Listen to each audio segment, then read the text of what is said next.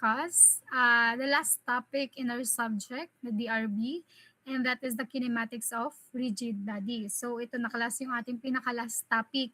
So hinabol ko lang din to para may kasama yung ating impulse and momentum na topic. But before we begin, let's check the attendance first. Annie, Kurt, Tristan, Present po. Atranza Arabella, Present po. Azoga Emilio, Present po. Bakuyag Sean,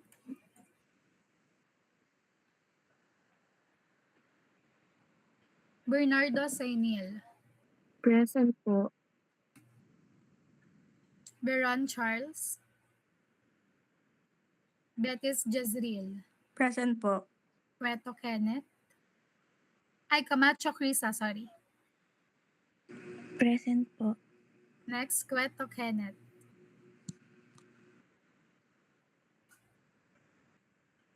Wala pa.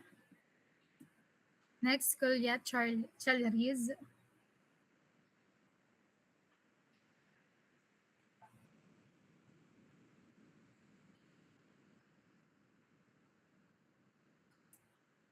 De Guzman Franco. Okay. Del Mundo Carlo. Present po. Dilay Carmela. Present po. Di Mailig Oriel.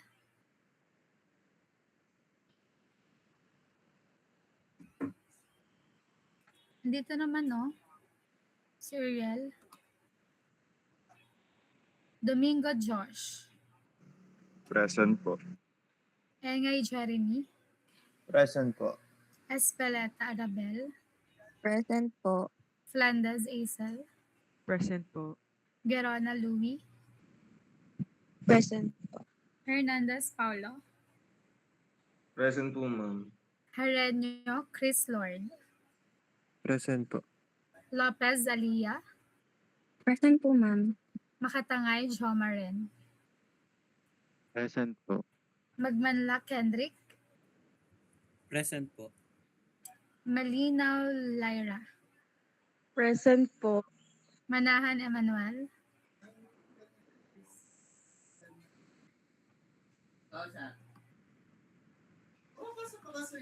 Mendoza Fatima. Present po. Mojica Lian. Present po. Padilla Franz. Present po. Pagkaliwangan Kyle. Present po. Perez Mary Grace. Present po. Pucamas Bianca. Present po. Persal Ayashan. Okay. Wilhin Richel. Present po. Ramos Renzmar. Present po, ma'am. Rhea Kyla. Present po. Tope Elaine. Umali Karil. Present po. Umali Vernaline. Present po. And Ilagan Maria Rabi Joyce. Po. Okay, second call tayo. Bakuyag Sean. Cueto Kenneth. Kulyat Chalriz. And Manahan Emmanuel. Ayan, andito na pala. Okay, so tatlo pa lang ang wala.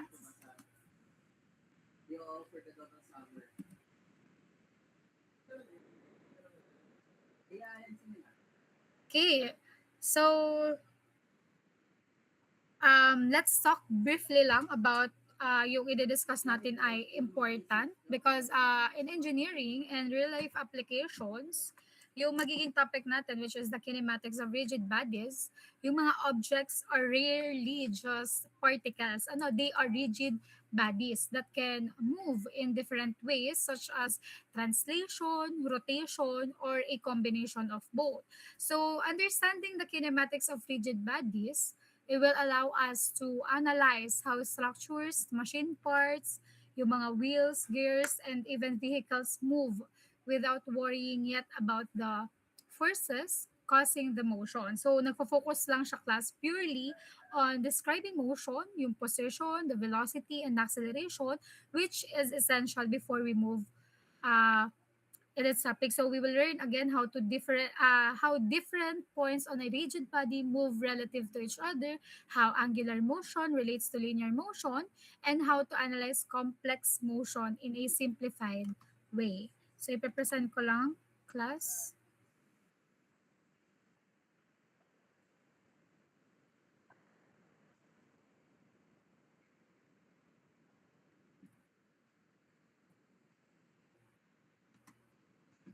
So, naka-share na ba sa inyo, class, ang aking screen?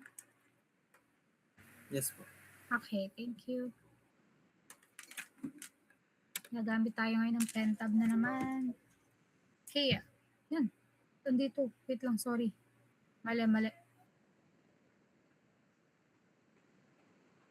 Okay, so again, this topic class, we will discuss the planar kinematics of rigid body. So this study is important again for the design of gears, the cams, and mechanisms used for many mechanical operations.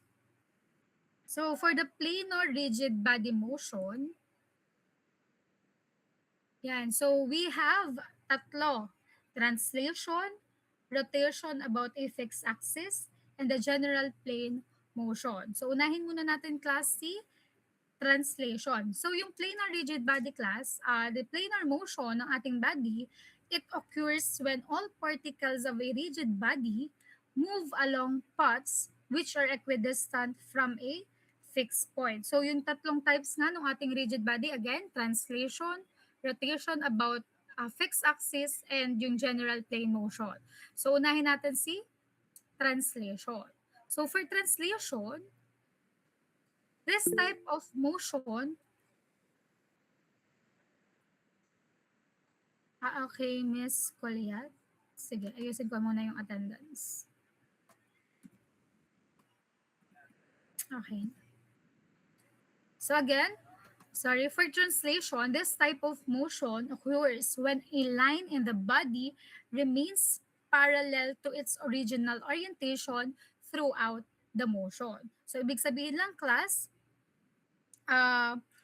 yung translation natin is a type of a planar rigid body motion where all points of the body move in parallel paths and have the same velocity and acceleration at any instant. So we have when the paths of motion for any 2 points on the body are parallel lines, so yung motion na yun, class, ang tinatawag natin na rectilinear motion. I mean rectilinear translation. So this is the image or illustration for the path of rectilinear translation. Itong nasa letter A.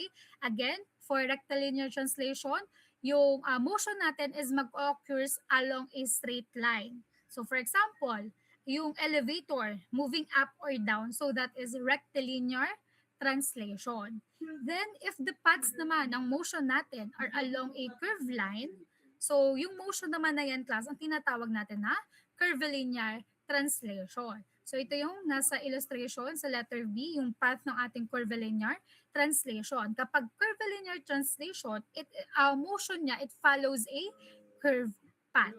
So example lang, curvilinear translation, so a car moving along a curved road.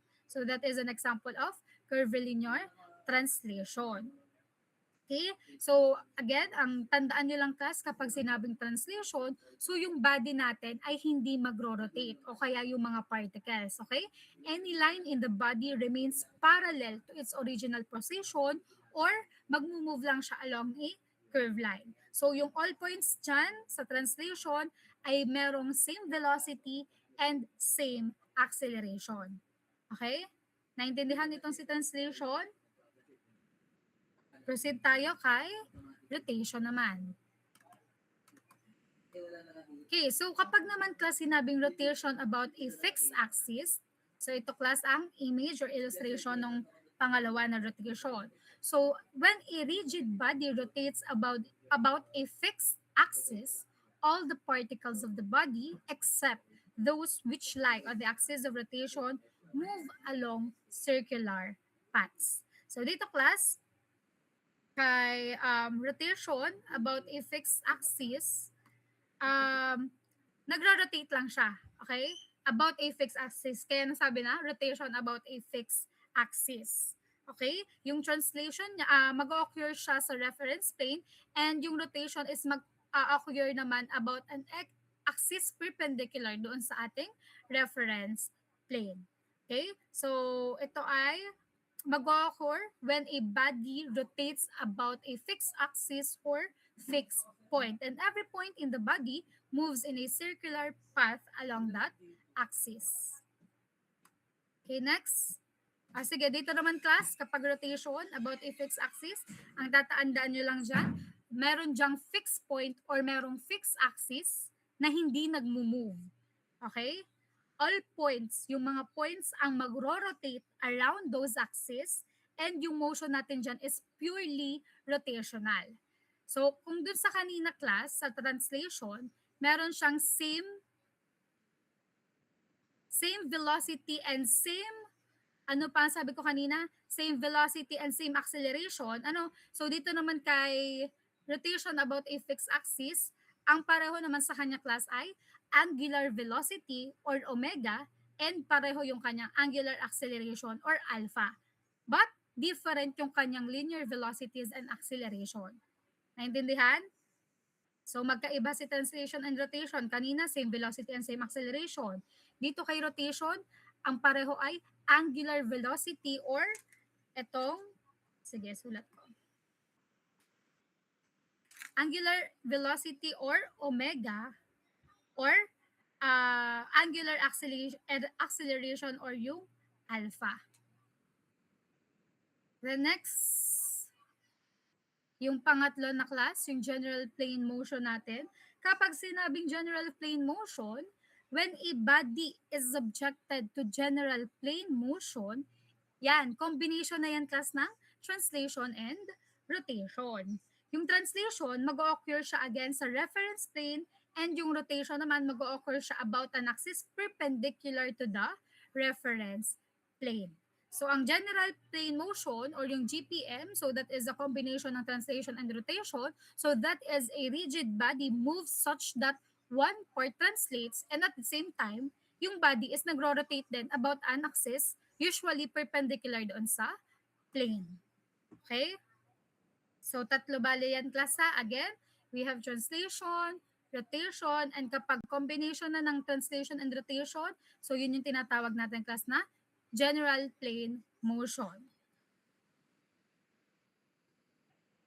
Okay, may question dito, class? So, naintindihan naman?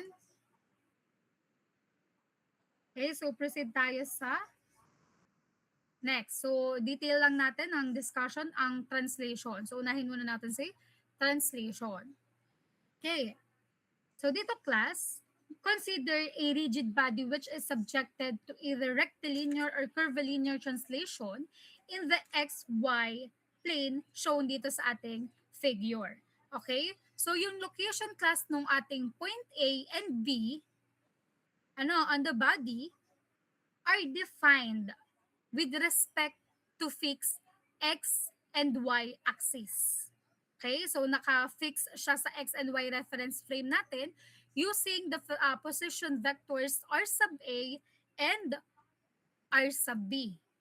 Ito, class. Nakikita yung cursor?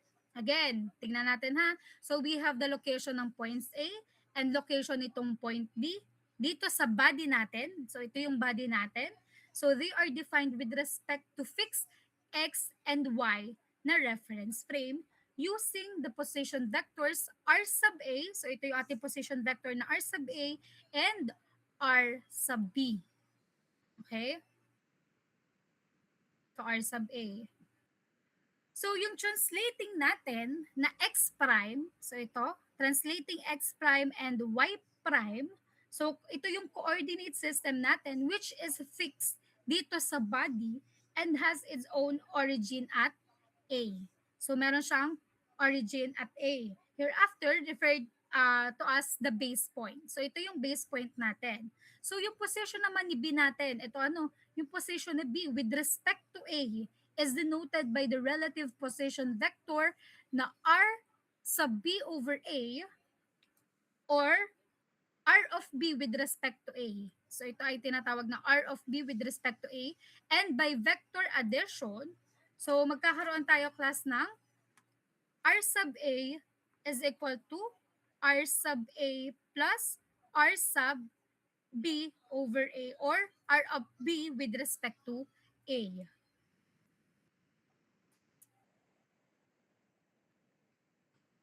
So ito na yung class. Ito yung position, yung nilagay ko kaninang equation. R sub A is equal to R sub A plus R of B with respect to A. Then, pag naman velocity class, so ang relation naman between the instantaneous velocities of A and B is obtained by taking the time derivative of this equation, so which yields with the equation V sub B is equal to V sub A plus D times R of B with respect to A over dt. So here class, yung V sub A, tignan lang natin, balikan natin. Okay, so dito class, yung V sub A natin, lagay lang natin. So yung V sub A natin and V sub B, they denotes the absolute velocities since itong mga vectors na to are measured with respect to x and y axis. So yung term na D, ito kanina, yung sa pang velocity. So itong term na to class, it is equal to 0 since the magnitude ng ating R of B with respect to A is constant by definition of a rigid body. And because the body is translating the direction of RB with respect to A ay also constant. Therefore, ang V sub A is equal to V sub B. Okay? For translation, ito yung velocity natin, class. The next, for the acceleration naman, ayan. So for acceleration, taking the time derivative of the velocity equation yields a similar relationship between the instantaneous acceleration of A and B. So we have V sub A is equal to V sub B. So ito class, the above two equation, yung kanina, it indicate that all points in a rigid body subjected to either a rectilinear or curvilinear translation move with the same velocity and acceleration. That is why pareho lang sa velocity and acceleration, yung V sub A is equal to V sub B. Naintindihan nito class, itong translation? So any question? Bago tayo mag-proceed kay rotation about a fixed axis. Okay. So next tayo, rotation about a fixed axis. Yan, ito. Meron tayong illustration. So kapag class, yung body natin is nag-rotate about a fixed axis, any point P located in the body travels along a circular path. So andito yung point P. Nakikita ba yung cursor ko? So ito yung point P natin. So for angular motion, ayaw mag-next. Sorry, yan.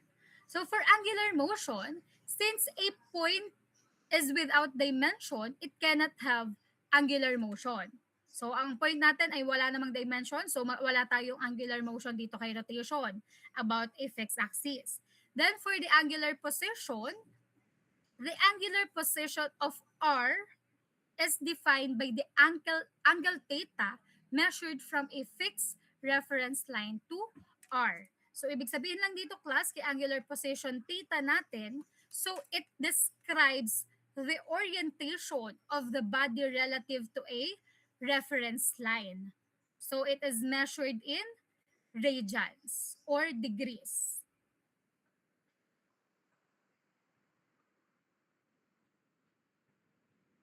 Kapag radians class, so that is nakarad, okay?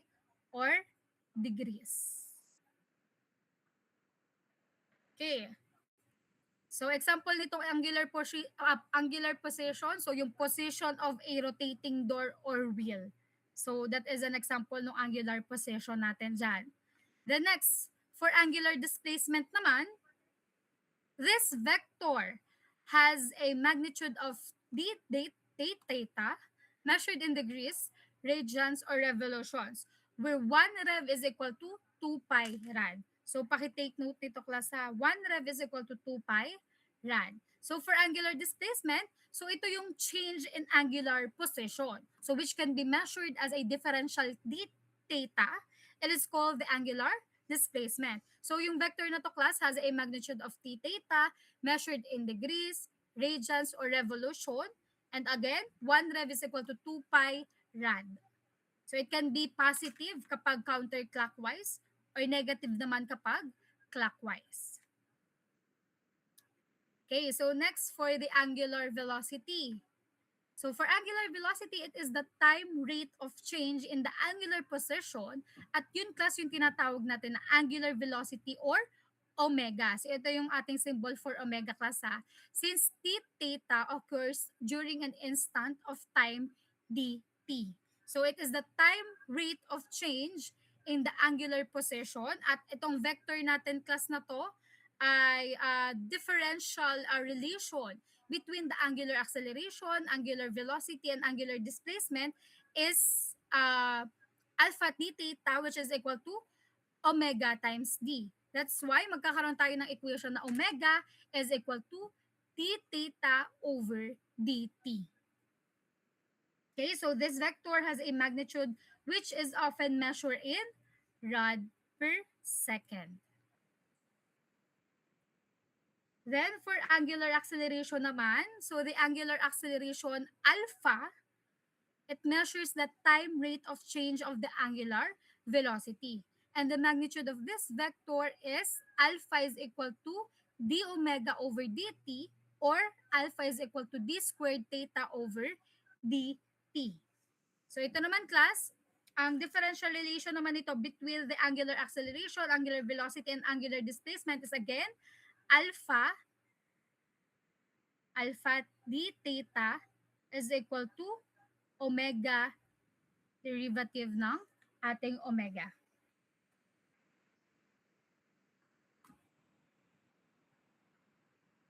Okay, so ilan na na-discuss natin for rotation about a fixed axis.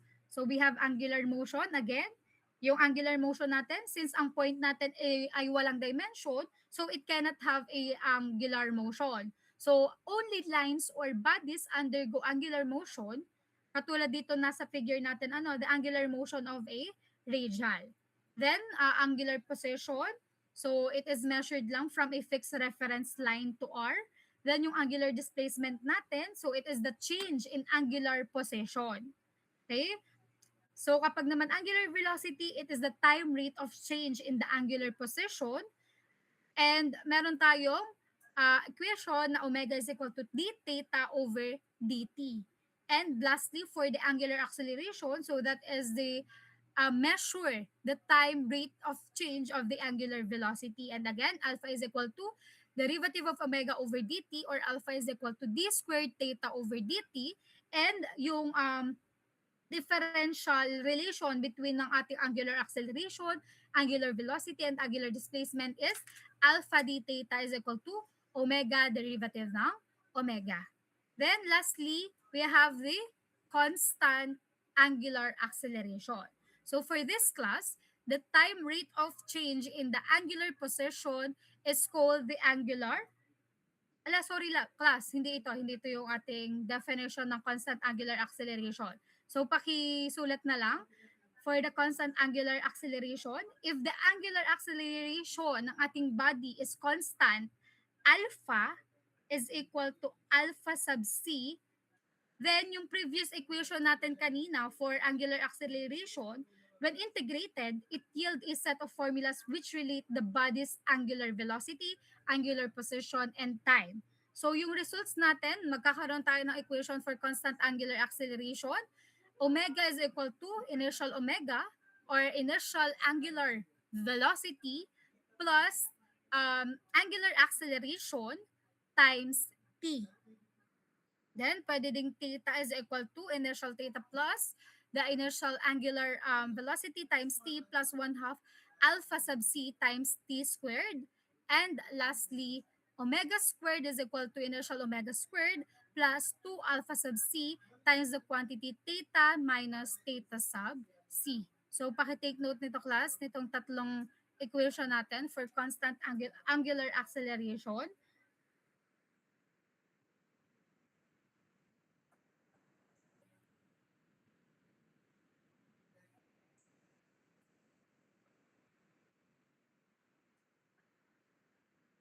Okay, so mamaya papakita natin class dito yung motion nitong ating P, ng point P.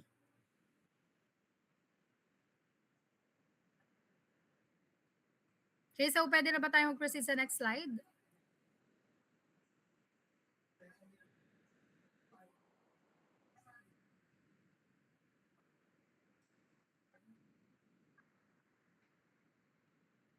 Okay, proceed tayo. So for motion ng ating point P, so dito, as the rigid body shown dito sa ating figure, dito sa left side, it rotates, yung point P natin is nagta-travel along a circular path of radius r with center at point O. So itong path natin is contained within the shaded plane dito naman sa right side natin class. So itong path na to, ito, 'di ba? Nandito sa left side.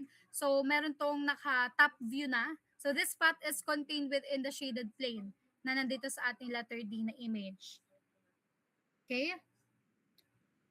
So yung position ng displacement natin is ng P is defined by the position vector R which extends from O to P. And if that body rotates du, so yung P natin will displace ds is equal to r d theta.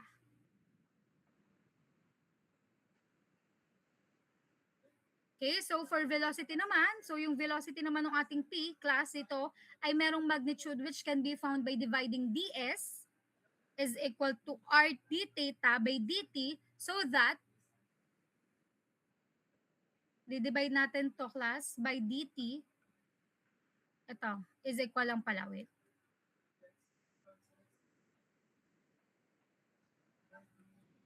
So magkakaroon tayo class ng velocity is equal to omega times r.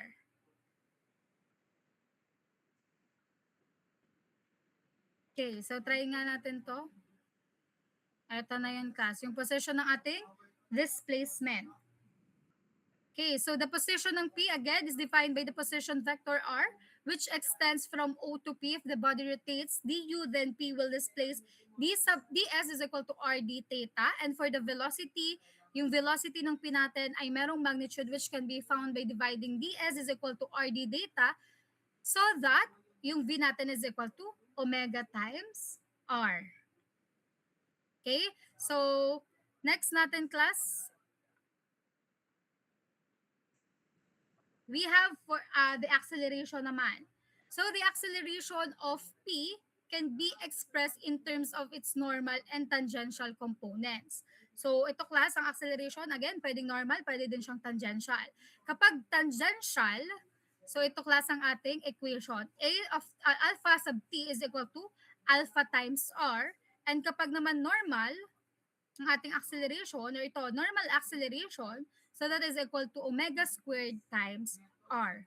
So again, itong tangential natin, itong tangential component natin ng acceleration, it represents the time rate of change in the velocity's magnitude, while ito namang normal component, it represents the time rate of change in the velocity's direction.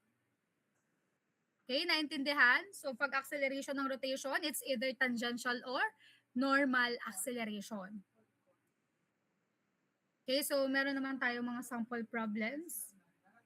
Try natin itong sample problem number 1.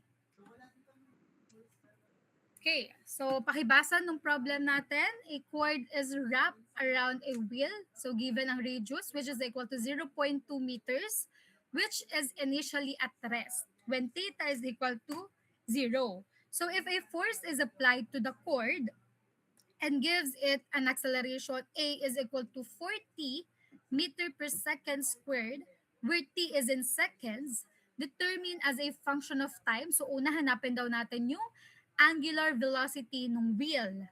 And yung pangalawa, hanapin daw natin yung angular position of line OP in radians. Okay, so yun yung kanina. Yung picture kanina, na-screenshot nyo ba yun, class? So anong gagamitin natin, class, dito? Or ano ba kaya ang procedure for analysis dito sa ating first sample problem? So solution natin dito, class, since the wheel is subjected to rotation about a fixed axis passing through point O, so yung point P natin, class, doon sa wheel has motion about a circular path, and yung acceleration natin sa point na yon ay merong tangential and normal components. So for the tangential components, so we have the equation, tangential acceleration is equal to acceleration times r. So given naman ito, class, itong ating acceleration. So for tangential acceleration, 40 meter per second squared is equal to the acceleration times, so given naman yung ating radius na 0.2 meters. So paki-compute nga ako ng acceleration natin, class. So what is the value of acceleration? Yes, Sainil, Nicole, Bernardo. 20 rad per second squared po. Okay, thank you. So that is correct. Our acceleration is equal to 20t rad per second squared. Okay, next. So using this result, class, the wheel's angular velocity omega natin, so ito, yung omega natin, so madedetermine na natin siya from alpha is equal to derivative ng omega times dt. Since this equation relates kay acceleration, nagre-relate to kay alpha sa time and omega. Okay? Integrating with the initial condition that omega is equal to 0 when t is 0, it yields dw over dt is equal to 20t rad per second squared. So integrate lang natin, class. Integrating natin. Integral of dw from 0 to omega, it is equal to the integral nito namang 20t dt from 0 to t. Okay? So paki-compute nga, class, makakompute nyo sa calculator yung value ng ating omega. So what is the value ng omega? Yes, Jeremy. 10t squared rads per second po. Again. 10, sorry po, electric. Okay. 10t squared rad per second po. Okay, very good. So that is 10 r squared rad per second. So ito na, class, yung hinahanap sa omega. Okay? Or the angular velocity. So ito yung letter A natin. Then next naman, ano naman yung pangalawang hinahanap? The angular position ng line OP in radians. So dapat daw naka-radians yan, ha? So next natin, so using the result na na-compute natin kanina na 10 r squared rad per second. So ito, gagamitin natin yan, class. Ano? So using the result, yung angular position natin na theta of OP, so can be found from omega is equal to d theta over dt. Since itong equation na to, class, it relates theta, so nire-relates na yung theta, yung omega, and yung t. So integrating with the initial condition, u is equal to 0 when t is equal to 0. So we have d theta over dt is equal to omega. It is equal to 10t squared or 10r squared. Yun ang nilagay ko kanina, no? Rad per second. So ito lang muna, class, ang gagamitin natin for integrating. So d theta from 0 to theta is equal to integral of 10t squared dt from 0 to t. So, dito, makukompute na natin class ang value ng theta or yung value ng ating pangalawang hinahanap na, ano pangalawang hinahanap? Angular position ng line OP natin. Okay, so paki-compute class, what is the value? Yes, Isal Flandes. 10 over t cube. 10 over 3 t cube po or 3.33 Okay. t cube. Very good. Okay, Flandes. So the answer class is 3.33 t cube rad. So dapat nakarad class sa ayan. So that is our final answer. So lagay lang natin again kapag class dalawang hinahanap, paglagay kayo ng ano ha, ng ang tawag dito ng conclusion. So for example, therefore, ano yung angular acceleration natin, I mean, yung unang hinahanap na angular velocity or omega is equal to 10t squared. Then yung angular position naman natin, theta is equal to 3.33t cube. So ito yung ating final answer sa sample problem number 1.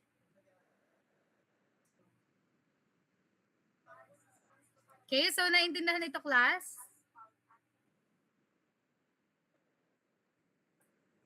Then proceed tayo sa next. Yung absolute motion analysis. Hala, nakalagay. Ito pala, sample number 2 na tayo pala. Ito na nga yung ating absolute motion analysis. So kapag class sinabi na absolute motion analysis, so ang body natin dito subjected to general plane motion. So it undergoes a simultaneous translation and rotation. So ito na pala yung last sample problem natin for this topic. So the large window in the figure, so given naman ang figure, again, the large window in the figure is opened using a hydraulic cylinder AB. So if the cylinder extends at a constant rate of 0.5 meters per second, determine the angular velocity and angular acceleration of the window at the instant theta is equal to 30 degrees. So dito class, for the procedure analysis ng ating absolute motion, so yung velocity and acceleration natin ng mga point natin undergoing rectilinear motion can be related to the angular velocity and angular acceleration of a line na contained with a body using the position coordinate equation or time derivatives. Okay? So dito, yung angular motion natin, ano yung sa position coordinate equation,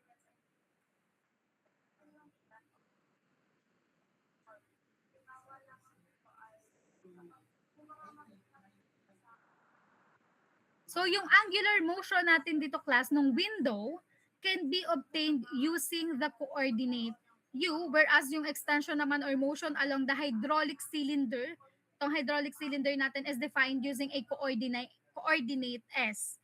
So nakikita ba kung nasan si s? Ito yung ating s. Again, it measures its length from the fixed point A to the moving B. So ito class ay fixed itong point A na to, then ang nagmo-move ay itong B. Okay? So ulitin ko lang class ha, baka kasi may nalilito. So yung angular motion itong ating figure, sa figure na to ng ating window can be obtained using the coordinate, okay? Whereas yung extension naman ng motion natin along dito kay hydraulic cylinder is defined using the coordinate S. So, i-measure nito yung length from a fixed point A to the moving point B. So, these coordinates can be related. Anong gagamitin natin, class? Ano kayang gagamitin nating law dito, class? Sige nga, kung naiintindihan yung ating problem. Since meron tayong two sides and one angle na given dito sa ating problem. So, yes, Maria Rabi? Law of cosines po. Okay, very good. So we will use the law of cosine. So ano ba nga ulit ang law of cosine? So the law of cosine is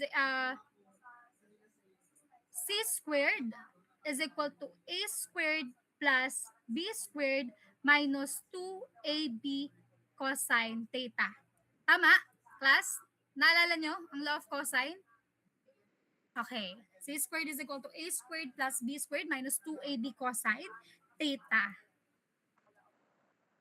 Si dito ko na class iaano ha sa next or dito na. Baka kasi hindi magkasya. So ulitin dito na lang sa ating dito na ako mag-discuss. So again, by using the law of cosines, na-screenshot nyo na ba yung figure, class? Paki-screenshot muna na itong figure para masusundan natin ang ating solution. Para kita nyo yung problem. Sige, pwede namang balikan ko na lang din. Okay, so by using the law of cosine for the proposition equation, so ano ba ang given sa atin dyan? So we have OA na 2 meters. Ilagay lang natin yung mga dimension. OA, point O to A is equal to 2 meters. Ano pa? Point AB is yung S. Nakikita ba class sa figure kung bakit naging S yung AB? So yung point AB ay yung S natin. And then yung point OB naman is yung 1 meter. So by using again the law of cosine, we have S squared. So ito class yung ating C is equal to A squared. So 2 squared, 2 meters squared plus B squared, 1 meter squared minus 2 times 2, so AB, 2 times 2 times 1 cosine theta. So given naman ito cosine 30 degrees. So paki-compute nga class, so ano magiging value ng S natin dito? So S squared is equal to, sige susulat ko, 5 minus 4 cosine 30 degrees. So ano magiging value class ng S natin? Sinulat ko na isa-isa ha.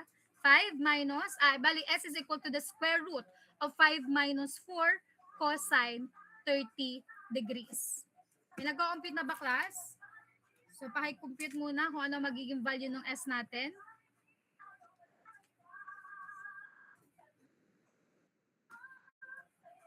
Ayan, may naka-restand na pala.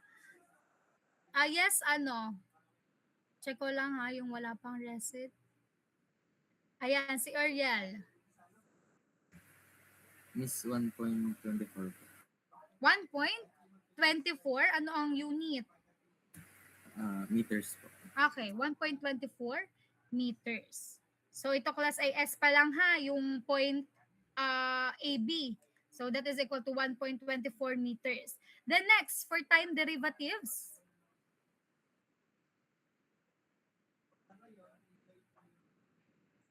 So taking the time derivatives of S squared is equal to 5 minus 4 cosine theta. So 2S, paano ang derivative nito class? Masusundan ha, or pag may question, mag-raise ng hand. So derivative class, so this is 2S ds over dt. It is equal to, so 0 class, ang derivative nito 5, 0 minus 4 cosine theta. It is negative sine theta times t theta over dt. Tama? Nasusundan? Tama ba yung aking ginawa? Mag-raise ng hand ha pag ako ay may mali at baka alam nyo ang tamang sagot. Okay? So this, next. So S. So i-denote lang natin to class. Itong dt. Wait lang class. Replace lang natin yung mga terms natin. Sulat ko dito para hindi kayo malito. Yung ds over dt, gagawin natin siyang v sub s. Okay? So ano ba ang v sub s? So given yun sa ating problem class ha, yung 0.5 meters per second. And then, yung d theta over dt, so binigay ko naman sa inyo class kanina, na that is the angular velocity or omega. So S, again, yung ds over dt natin ay v sub s na. And it is equal to, magiging equal to saan? So ito ay di-divide na lang natin dito, itong 2, dito sa kabila class. Tama ano? Divide 2. So para makancel, kaya ang natira na lang s times v sub s, so that is equal to 2. So negative 4 times negative sine theta, so that is 2 na. So di-divide to class ha, baka hindi nyo nakita. So magiging 2 sine ng 30 degrees, then yung d theta over dt nga natin is omega na. Okay?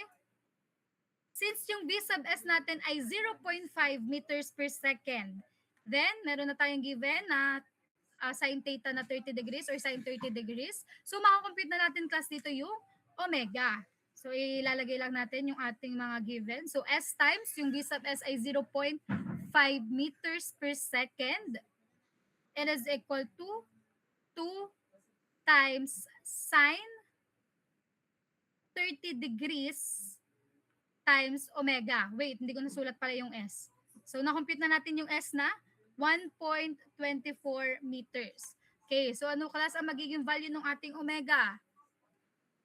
Paki-compute? Yes. Meron ka na bang receipt? Ay, meron na si Jeremy. Wait lang, yung sunod naman, yung sunod. Meron na din, yung iba naman, yung mga wala pang receipt.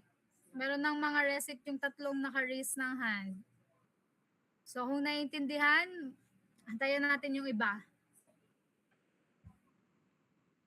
Paki-compute ng ating angular velocity.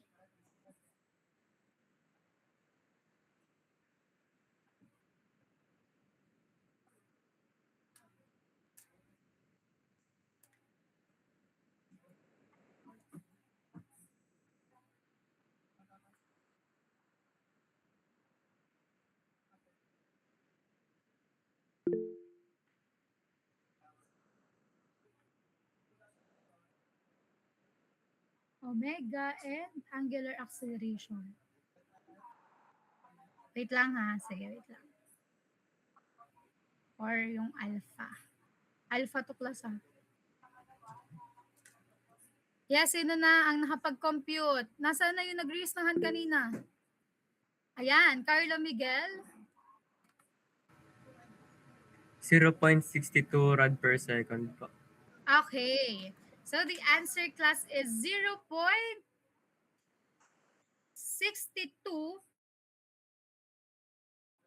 rad per second. So ito na yung una nating hinahanap. Sample problem number 2. Okay, naintindihan naman? Okay. So next, anong sunod na hinahanap? Yung angular acceleration. So ito, ang sunod na hinahanap. For the angular acceleration, ibahin muna natin yung kulay.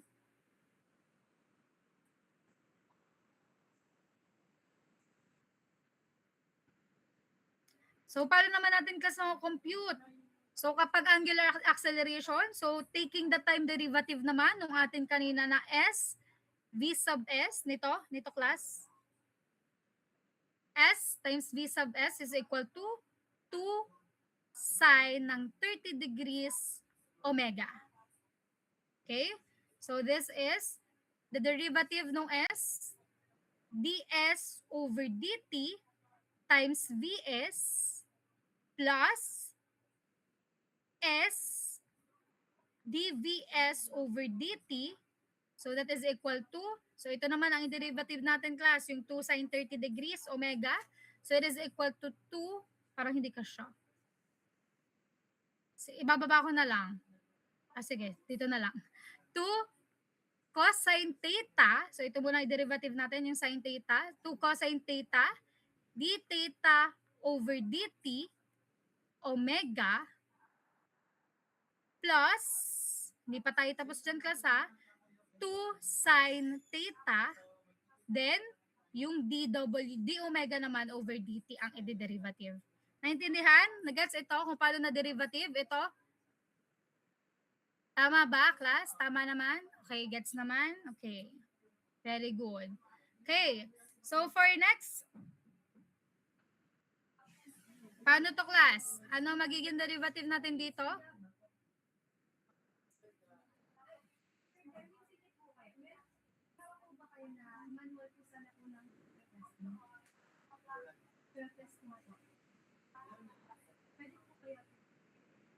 Paano naman yan, class?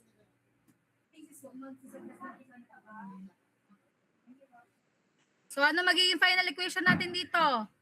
Pakisabi ha kung tama, kung hindi at ano ay mag-raise ng hand kung may mali akong sinusulat. Okay, so this is V sub S squared plus S times, ito ay magiging alpha S na. A sub S, it is equal to 2 cosine theta times W squared plus 2 sine theta then alpha. Okay? So yung dw over dt ay alpha. Okay, so ito class ang magiging final equation natin for this. So solve na natin class yung ating angular acceleration. So substitute lang natin. So we have given the v sub s is equal to 0.5 omega na na-compute natin which is 0.62. So ito ay meters per second, ito ay rad per second. Then yung theta natin na 30 degrees. So substitute lang natin kasi yung mga given. So v sub s squared is equal to 0.5 squared. So itong s, alpha s natin class ay 0. Since yung velocity natin dito class ay constant, so itong a sub s natin ay 0, that's why ito ay magiging 0 na. Pero isulat na lang natin para makita nyo kung bakit. So plus 0 is equal to 2 cosine ng 30 degrees. Ang omega class ay 0.62 squared plus 2 sine ng 30 degrees times yung angular acceleration. Sige class, pakitry nga ano magiging value ng ating angular acceleration.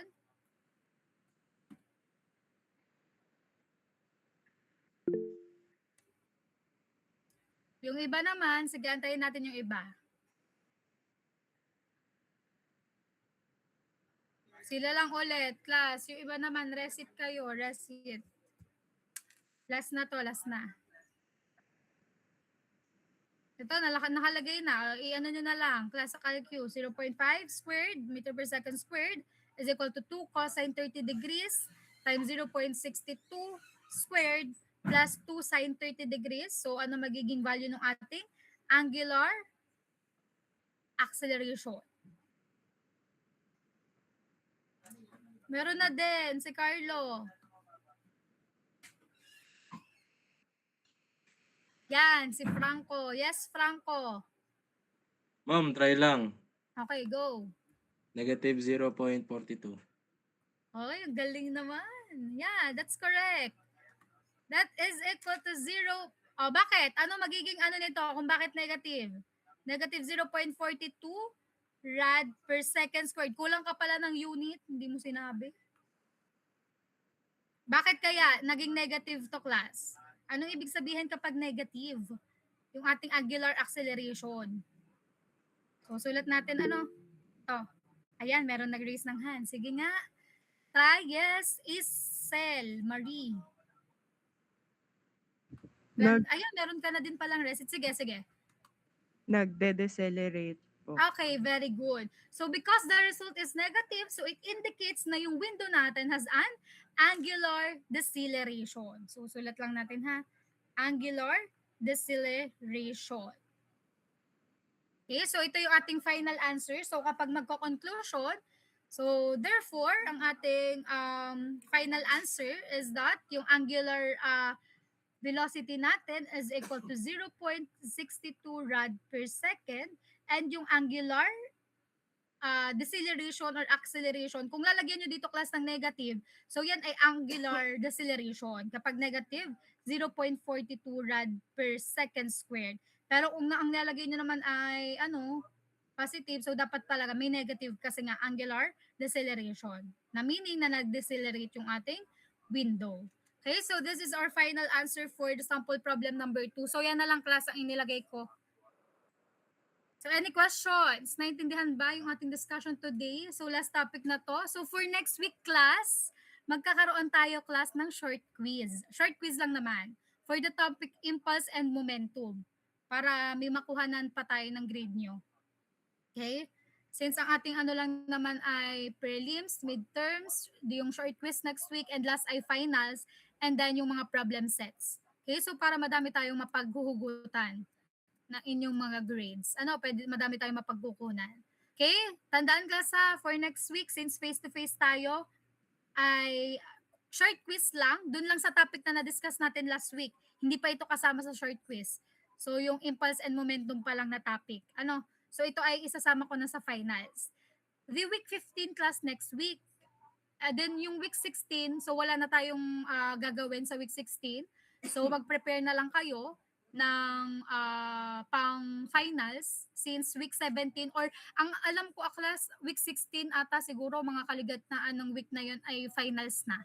Mag-start na ang finals.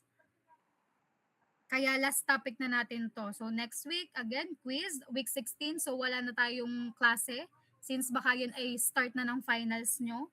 So wala pa naman ding schedule ng final exam sa DRB so balitaan ko na lang kayo kung ano magiging schedule natin sa finals ng DRB. Okay? Then, bali dalawang topic na lang naman yung magiging finals natin, the impulse and momentum at saka itong kinematics of rigid bodies. So, any question? So, basta alam nyo lang yung pinagkaiba ng tatlo. So, pwede ako maglagay ng pang-identity. Pero konti lang. Siguro mga 5 items. For translation, ano ba yung mga angular rotation, meron bang angular motion, ang rotation. So kung naintindihan yung ating discussion. So any question class, so tapos na tayo for today. So mabilis lang, sabi na 1 hour lang. Okay, so may question ba class? Naintindihan naman yung ating discussion for today. Yes, Isel. Ma'am, magsisend po kayo ng PPT po dun sa impulse. Ay, oo. Hindi ko pa pala nasisend. Tapos nga, kayo nga pala yung last. Sige, sasend ko na. Ngayon din. Sasend ko ang impulse and momentum. I-PDF ko muna. Sige, sasend ko today, class. Yung PPT. Any questions? Wala na? Stop. Yan. Yes, Jeremy? Ma'am, finals lang po. Wala na pong semifinals. Wala na. Kaya meron na lang tayong short quiz next week. Para Okay. yun na lang. Kung may, ang alam ko, wala naman na tayong semifinals. Yun na lang short quiz. Thank you mo, ma'am. Okay. So ano pa ang question? So wala na. May natutunan naman ba kayo class sa DRB? Sana naman ay meron. Meron naman? Okay, thank you. So see you next week on our face-to-face. Parang ilang meetings lang pala tayo nag-face-to-face, no? Kukunti lang. Pero sana ay kahit papaano ay may natutunan. Sa DRB since last discussion na natin today. Wow, no, nakipag heart-to-heart talk na.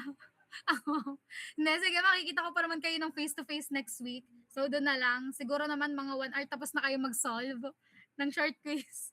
Madali lang naman siguro ang impulse momentum. Madali lang, di ba, yung topic na yon? May madali lang yun, class. Pag talaga, hindi nyo na perfect. O agad naman. Hindi, I hope ay maipasa nyo yung short quiz next week since madali lang naman yung short quiz natin, okay? Aralin lang yung naging discussion natin last week. Sure na may naman sasagutan na. Mahabang time pa para manghula. Hoy, walang manghuhula. Kaya nyo yung isolve. Manghuhula pa ba kayo? Madali lang. Ilang items po? Siguro mga hanggang hanggang 10 problem. Short quiz ba yun? Hindi, joke lang. Siguro mga lang. Hindi tataas ng 5 problem. Hindi, mga 2 to 4 problems. So, depende yun sa difficulty. Kung mahirap naman, edi ko konting ano lang item. Pero kung super dali naman, siguro mga hanggang 4. Baka naman mamaya 10 minutes lang tapos na sina ano. Sino nga yung lagi nagre-reset din? Sina Bernardo ano? 'Di ba Bernardo? Bilis mag ano kanina eh, mag-compute. Nagsusulat pa lang ako, naka-raise na ng hand. May question pa, class? Si Annie po mabilis. La, hindi naman nag-reset ngayon si Annie. Nasaan na si Annie? Baka naman tulog. Charis. Hindi, joke Ma'am, lang. nauunahan lang lagi. Oh, nauunahan eh, nag-aantay ako may mag-raise ng hand. At ang naka-raise na ng hand ay mga nakasagot na. Annie, what is the ano? Charis. Biglang nag-reset.